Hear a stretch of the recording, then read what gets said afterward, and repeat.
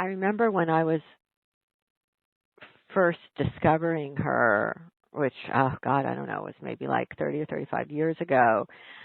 It was uh, such an interesting experience because I think from the very first time I saw the picture of her with all the skulls around her neck, and she was so misunderstood, and she continues to be. There's so much misinformation about her. In fact, somebody, very innocently wrote on my Facebook page, they wrote something like, "Wow, you're teaching a class about this goddess of evil. Like, what's that about?" And I was like, "Whoa, wait a second. The way you have this in patriarchy is everything is like opposite land. She's actually the destroyer of evil. She has nothing to do with embodying evil. She's the destroyer of evil, and the skulls around her neck are really the demon. She is the destroyer of the demonic inside of us and also outside of us. So I remember when I first, got exposed to her, I don't know, I guess I was like in my late 20s or mid 20s, and I remember feeling that intensity of who she was. And until that point, the images that I had of the goddess, I was always just, seeing those things like, the happy, rainbow dancing goddess who grants all your wishes, and, little fairies dancing around and all that. And I understand that's one side of this energy, sort of much more Venusian and just, pleasure and joy.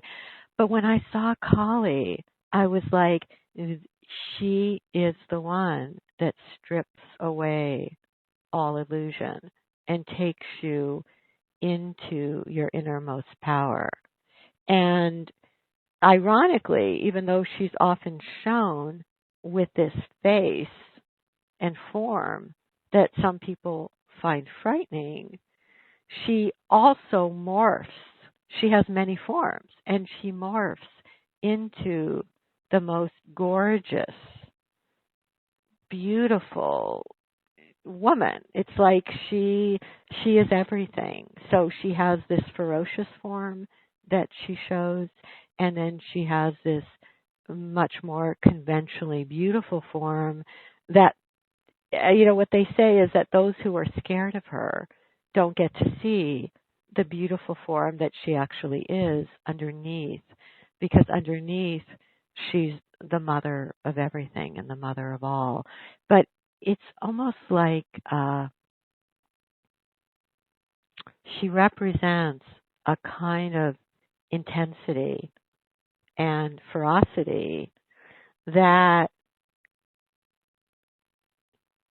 well, I just want to say it's like it's extremely timely right now, because if you open to that form inside of yourself, if you say, I want to know my own power, I want to know my own truth, and you actually begin to invite this form of the dark goddess, she begins to strip away illusions. She begins to strip away addictions.